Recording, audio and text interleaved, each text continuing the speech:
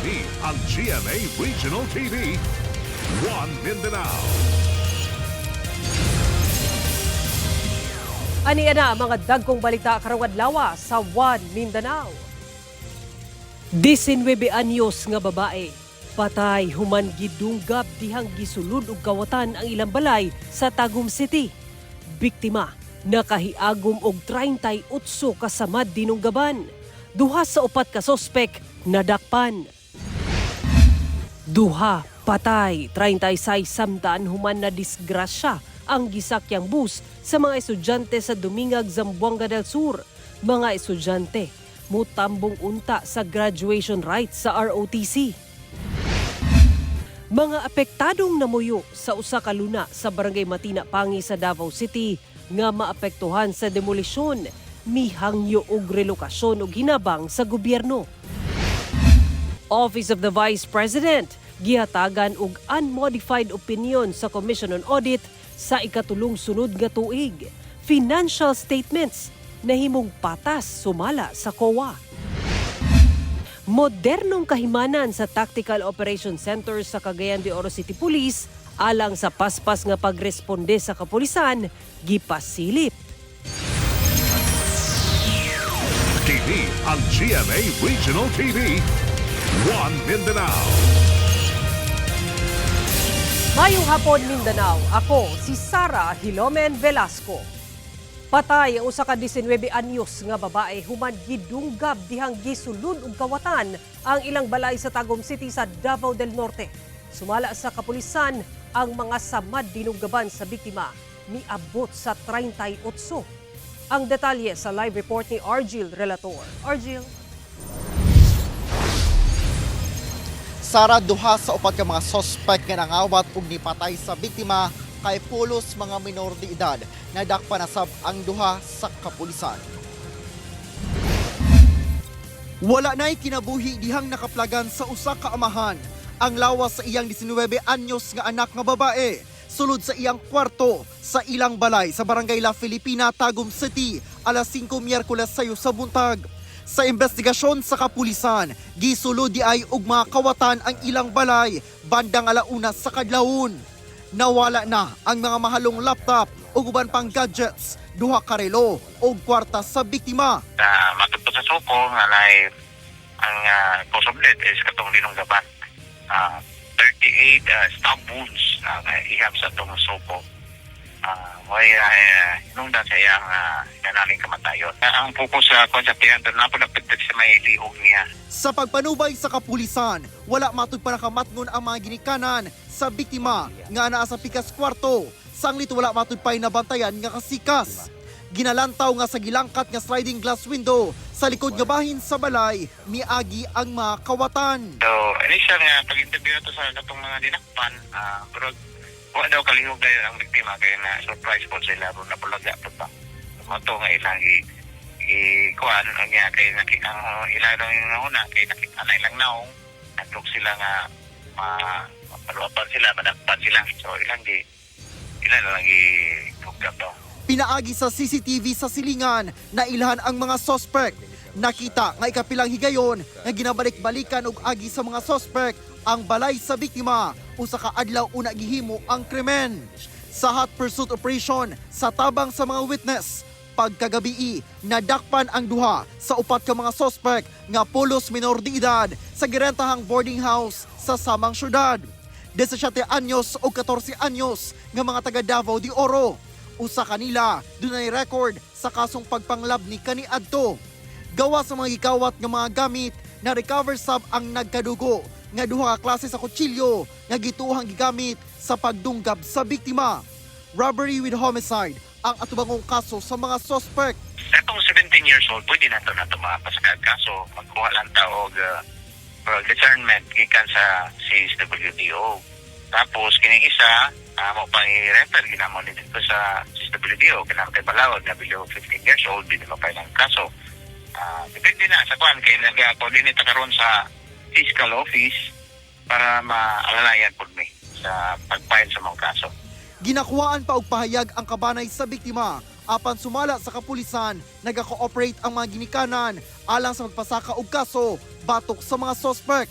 Sumala pa, bag-uhay lang miuli ang biktima sa ilang balay, sanglit nag-eskwela kini sa kauluhan. Sara, sa karon ginapangita pa sa tagong pulis ang laing duha pa ka mga suspect. Apan doon na matud pa sila identity kanila ug sa karon no sa padayong pagpangita nasuta nga dili sab kini taga Tagum City. Sara. Okay, dagang salamat, Argil Relator. Usa ka estudyante nga angkas sa motorsiklo ang napasok sa usa ka dump truck sa lapasan sa Cagayan de Oro City. Pinaspasay ang pag-rescue sa mga personal sa Bureau of Fire Protection Lapasan Fire Station ug mga barangay tanod sa barangay Lapasan ining usa ka high school student nga naipit sa likod nga ligid sa usa ka dump truck sa Lapasan National Highway sa Cagayan de Oro City pasado alas 4 sa hapon adlaw Miyerkules.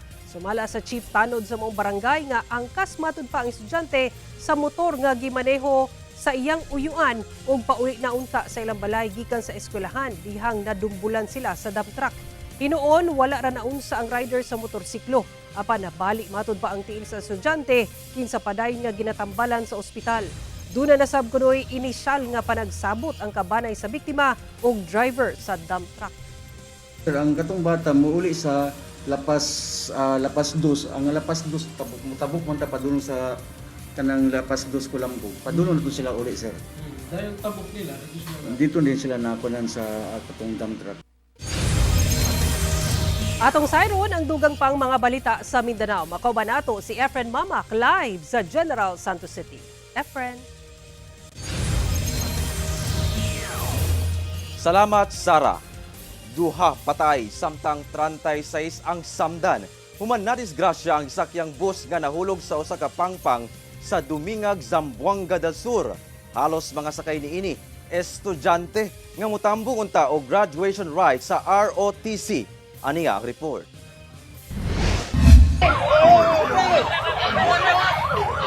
Nagtinabangay na ang mga residente lakip mga responder sa pag-rescue ni ining mga sakay sa usa ka pampasaherong bus nga midiretso sa usa ka pangpang sa National Highway sa barangay Mahayahay, Dumingag, Zamboanga del Sur, banda 8:10 sa buntag kaganina. Sa ihap sa PNP, duna kini 38 kasakay, lakip ang driver ug konduktor ug 36 ka mga pasahero. Sa maong ihap, 34 ka mga pasahero ang nakaangkon og nagkalain-laing samad sa lawas nga gilayong gidala sa ospital, samtang duha ang gideklarang dead on arrival.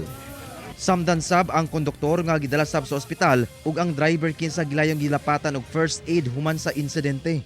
Matud sa MDRRMO Dumingag, sa duha ka namatay, usa niini lalaki nga gituoang senior citizen, samtang ang laing usa lalaking estudyante nga nalakip sa 29 ka mga sakay nga estudyante sa maong bus nga mutambong unta sa graduation rite sa ROTC sa usa ka kampo sa kasundaluhan sa Pulacan sa lungsod sa Labangan. Sumala sa principal sa usa ka tunghaan kinsa nakalabay sa maong insidente. Nawad-an matud pa og kontrol sa pagmaneho ang 37 anyos nga lalaking driver sa maong bus. Kasi mabaw pa daw sir, gagino daw to dayon paglugsong. Ning kalito daw kusog. Basi po di sa estudyante nga ako nahinabi gani ba. Ning kalito daw kusog ang dagan sa rural pag palugsong na nila ba. Dayon nawad-an day ko ng break ning kanang driver. Matud sa MDRRMO Dumingag, gawas sa pagkawala sa brake sa maong bus, gilikayan sab matud pa sa driver ang gisundan ni ini nga tricycle. Busa, may desisyon kini nga ibangga sa punuan sa mahogani apan nahagbong sa pangpang. Ang dalan lugsungon so nawadan sila bike dayon while kusog ang dagan pud sila nasundan nga badja matong dilikayan sa driver. Hindi niya sa punuan sa mahogani at sa bangga sa punuan sa mahogani nalukot man pud ang tao. So nahagbong sila dito sa pangpang. Gikustodiya na sa kapulisan ang driver samtang padayon ang investigasyon. Gisulayan pa nga makuhaan og pahayag ang mga kabanay sa biktima. Tagdumala sa tunghaan sa mga estudyante, lakip na ang driver ug kumpanya sa maong bus. Kauban si Gary Balantay ug Bong Vicencio, Efren Mamak. 1 Mindanao. Sa ikatulong sunod-sunod nga tuig ubos sa pagdumala ni Vice President Sara Duterte, gihatagan og unmodified opinion sa Commission on Audit ang Office of the Vice President.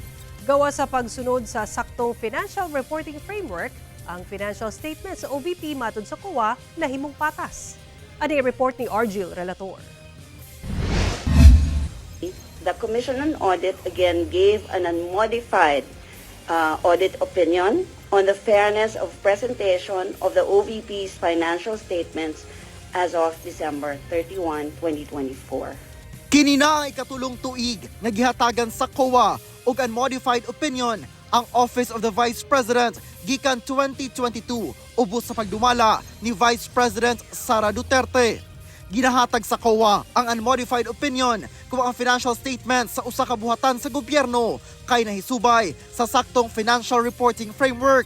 And this happens when the auditor concludes that the financial statements are prepared in accordance with the applicable financial reporting framework in all material respects, as specified, of course, by the international standards of audit and the international standards of Supreme Audit Institutions. Nakalatid sa opinion portion sa Independent Auditor's Report nga ang financial statement sa OVP nagpakita nga patas sa tanang material steps. In our opinion, the accompanying financial statements present fairly in all material respects the financial position of the Office of the Vice President as at December 31, 2024, and its financial performance, the cash flows, changes in net assets/equity, and comparison of budget and actual amounts for the year then ended, and notes to financial statements, including a summary of significant accounting policies in accordance with the International Public Sector Accounting Standards. Ang maong audit report sa COA pagpamatuod matud pa sa pagtuman sa OVP sa tanang balaod, existing rules o regulasyon, lakip ang audit guidelines alang sa transparency o pagsunod sa rule of law. Ako si Argil Relator. 1 Mindanao. Alang sa mga adunay problemang legal, mamahimo ng paimuslan ang libreng tambag legal nga gitaniyag sa Integrated Bar of the Philippines Misamis Oriental Chapter. Ang detalye sa report ni James Paulo Yap. Miarangkada na ang programa sa Integrated Bar of the Philippines kun IBP Misamis Oriental Chapter nga libreng legal nga tambag alang sa mga adunay problemang legal apan walay kapasidad nga mukuha og pribadong abogado. Sumala sa IBP nga matag Martes ug adlong Biyernes kada semana ang ilang igahin aron sa pag-akomodar sa mga gustong mangayo og tabang legal diha sa ilang opisina. Obligasyon po ni sa abogado na mutabang kay part sa among duty dili lang mi mga korte pero part sa among oath case mag-promote do access to justice. Gawa sa tambag legal, aduna sab sila libreng serbisyo nga abogado ngadto sa nagkinahanglan. Kinahanglan lang kuno nga musubay sa ilang gabayan sama sa indigent individual. Kapin usa ka gatos ka mga abogado na ang ilang miyembro sa Misamis Oriental ug Cagayan de Oro City. Kung naay merit, meaning dili lang ni harassment case, dili lang ni samok-samok nga kaso, among dawaton number 1. Pero kinahanglan mo pasar sad ka sa means test. Aduna ka bay kapasidad mo bayad og abogado. Kung naa mabalibaran gyud namo. Alang sa mga buot mo avail sa maong programa, abli ang opisina sa Integrated Bar of the Philippines Misamis Oriental Chapter alas 9 hangtod alas 4 sa hapon adlong Martes ug Biyernes. Kauban si Makoy Sempron. James Paulo Yap. 1 Mindanao. TV ang GMA Regional TV. 1 Mindanao. Usa ka netizen nga nag-vlog kalabot sa usa ka accident-prone area sa Barangay Fatima sa General Santos City. Saktong nakuhaan og video ang pagka-aksidente sa usa ka motorsiklo sa lugar. Aniya ang detalye.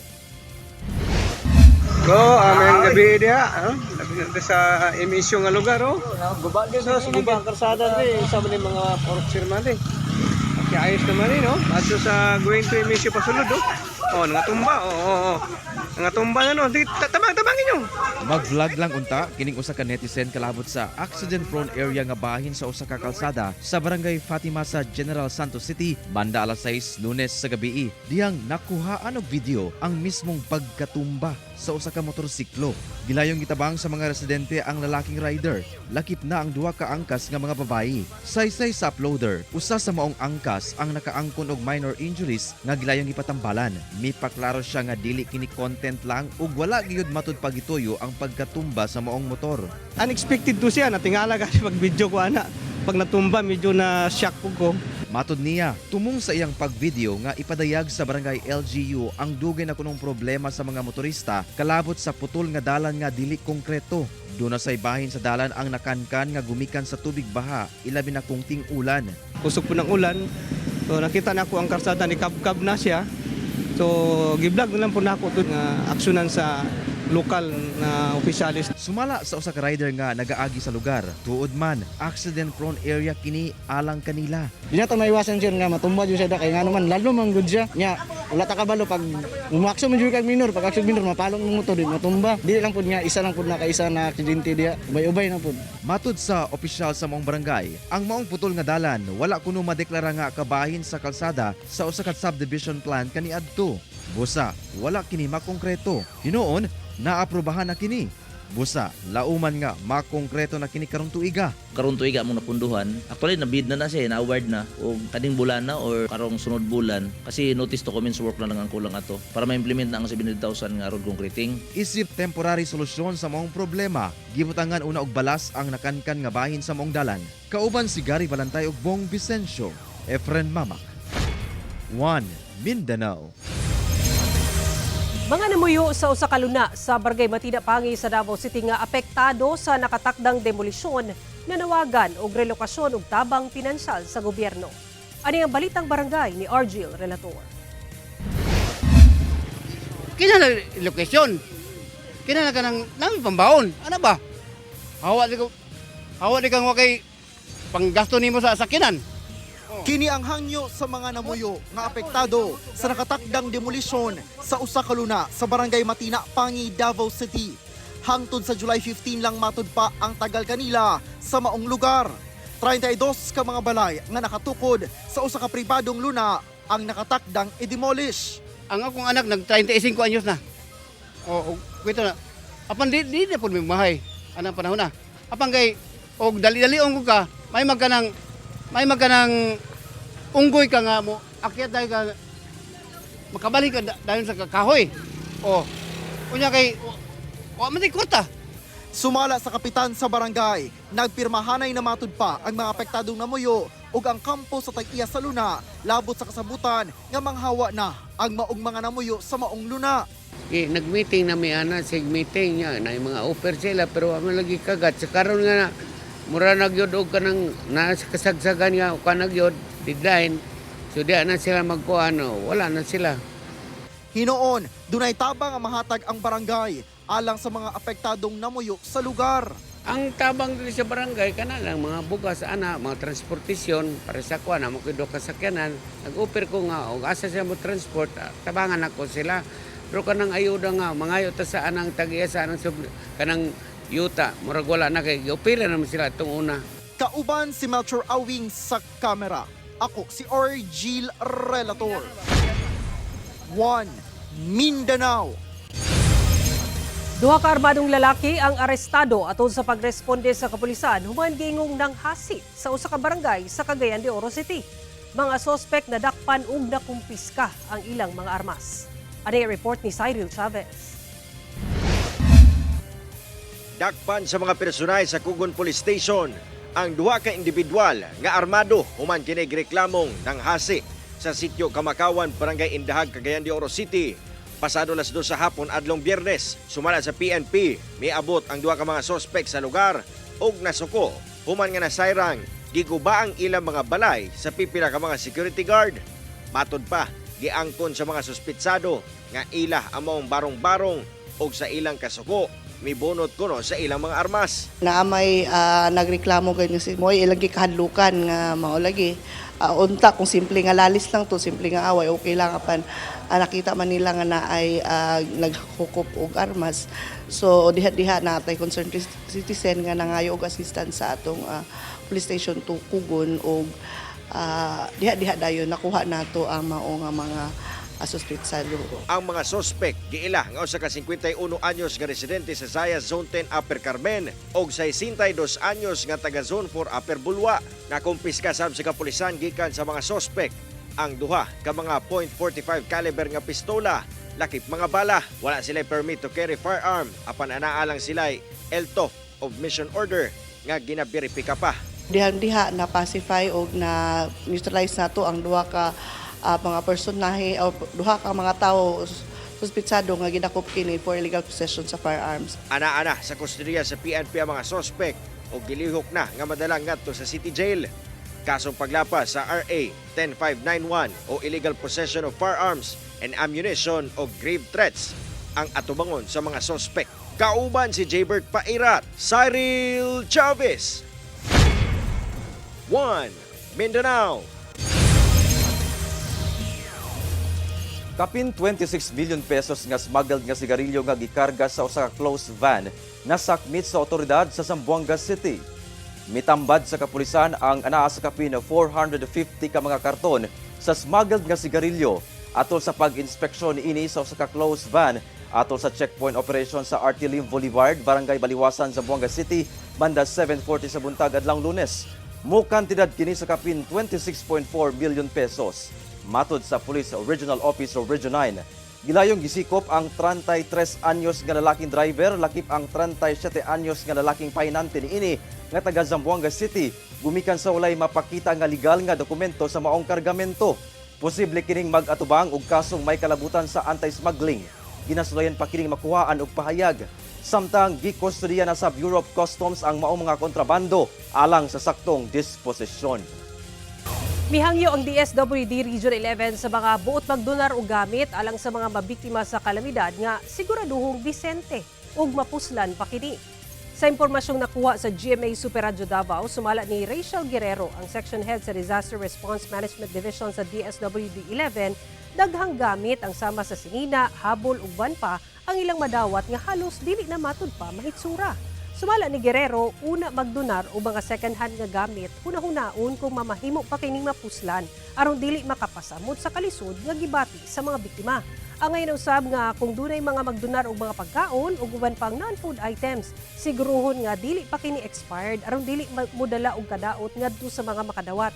Hinuon dunay mga personahe ang DSWD nga maglain-lain sa mga ginadonar nga gamit aron masiguro nga maayo pa ang kalidad ug luwas kini una ihatod sa mga nanginahanglan. Gipaygayon ang general cleaning o fumigation operation sa Carmen Public Market sa Cagayan de Oro City tungod sa namatigdang pagdaghan sa mga ilaga o ubang insekto. Gipangunahan sa Cagayan de Oro City Health Office o City Economic Enterprise Department ang halapad nga cleanup drive o fumigation operation sulod og gawa sa merkado sa Carmen niadtong Domingo. Tumong matud pa sa operasyon ang maminusan ang mga ilaga o mga insekto nga naasunod sa maong merkado. Kamatikda na ang pagdagsa nini, busa gikinahanglan na ang fumigation. Gihangyo usab karon sa buhatan ang mga market vendor nga siguruhon nga limpyo kanuna ilang tugaran aron dili na mobalik pa ang mga insekto. Gi-disinfect, pest control tanan. So maayo kayo nga no? At least naabya dani ang the commerce of men sa labi na sa merkado, di magin mawala nga dani ginatipukanan. TV ang GMA Regional TV. 1 Mindanao. Gipasigarbo sa Cagayan de Oro City Police Office Tactical Operations Center nga maoy command center sa kapulisan ang ilang modernong kahimanan. 3 to 5 minute response time, kaya lang matud pa sa kapulisan. Eksklusibo kining gipasilip sa kapulisan sa GMA Regional TV 1 Mindanao. Ani report ni Cyril Chavez.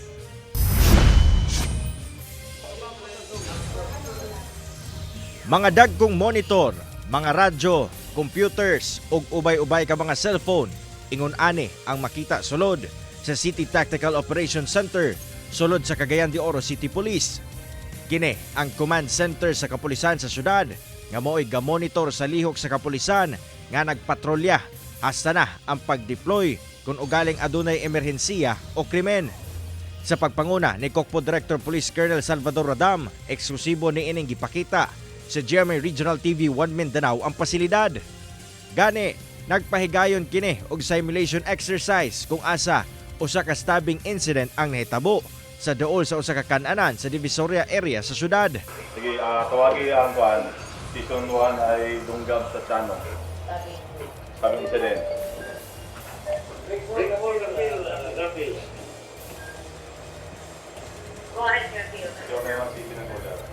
Ngayon pa sa iyo nila. Kasi lapalaw ko na-stabbing incident sa may Inilo Grill. Sa ano ka lang pagawal po rin. Let's go. Dispatch all your personnel. Over. Human ma-dispatch, gilayong milihok na ang mga pulis nga ana sa dalan. Makita sa command center ang tanan nilang lihok pinaagi sa GPS nga naka-install sa matag units nga naka-deploy sa dalan.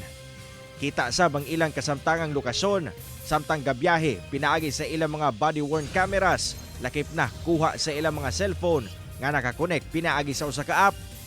Wala madugay, naabot gilayon ang unang pulis nga kabahin sa quick response team sa lugar sa mong stabbing incident. Sa monitoring sa operation center, anaalang si kapin 2 minutos ang response time sa unang team. Taod-taod, nangabot sab gilayon ang lain pang 2 ka team nga anaa sab duol sa lugar, isip dugang police force. Dinhi na gipahibalo nga simulation exercise lamang ang insidente. Kung ma-properly deployed atong mga personahe, mas paspas atong responde. No, makita nyo karon kung kanang 3 to 5 minute response nato kaya rin kina sa PNP. Basta dili lang po sa sudad nga level. Dugang ni Radam nga dili isab-sama kaniadto, 8 hours og 3 shifting na ang kapulisan sa kadalanan. Nga sa ilang paglantaw, dakong tabang aron magpabilin nga baskog ug abtik ang mga personahe. Dili susama kaniadto nga tig 12 hours ang duty. Ganyo pa nato sa katawhan kung namang galing tawag, alalayan pud mi. Kaya di man nato tanan nga tawag nga kabalog mi asabit ang iskak area. Muna nga mangayo mi cellphone number 15 tao kontakon. Kauban si Jaybert Pairat, Cyril Chavez, 1 Mindanao. Sangre Terra, Bianca Umali, nakita na sa episode kagabi sa Encantadia Chronicles, Sangre. Kini man nagdalaga na si Terra sa mundo ng mga tao. Gipasilip sa iyang training sa paggamit og arnistics. Kung niatong bata pa siya, daghan siya og pagsulay, unsa pa ka karong dalaga na siya. At ang ikana Mondays to Fridays sa GMA Prime, alas 8 sa gabi pagkahuman sa 24 oras. Speaking of Terra, bida siya sa new magical teaser sa GMA Gala 2025. In warrior costume si Terra ug bit-bit pa ang brilyante ng lupa. Unsa kaha ang mahimong misyon ni Terra. At ang ikana sa August 2. Ang GMA Gala ang pinaka-ingrandeng party kung asa maguban-uban ang brightest kapuso stars o guban pang personalities. Ang proceeds sa event mapadulong sa charitable cause. Mga kapuso, ugman ang deadline sa sending of entry sa Kapuso Big Time Panalo Season 3. Busa send na aron doon na kay chance makadaog up to 1 million pesos sa grand draw.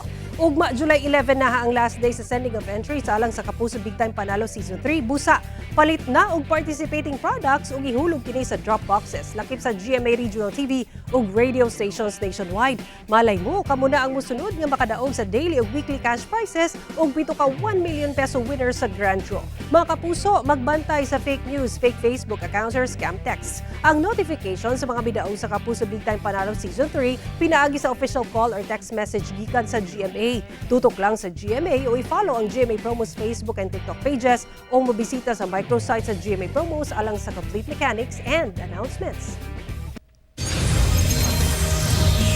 Ugmaw kato ang mga ulahing balita sa Mindanao karong adlaw. Mamahimo ninyo kini makita pag-usab pinaagi sa pagbisita sa official website sa GMA Regional TV o bisitahan ang among official YouTube channel ug i-click ang subscribe button para sa pinakaulahing balita. Daghang salamat sa atong mga kapuso sa Mindanao nga nagalantaw kanabog sa atong mga kapuso abroad. Padayon lang sa pagtutok sa mga lokal nga balita matag adlaw tungod sa GMA Regional TV. Local News Matters. Kami ang GMA Regional TV 1 Mindanao. Tibok pwersa para sa mas dakong misyon ug mas halapad nga pagserbisyo sa nasod.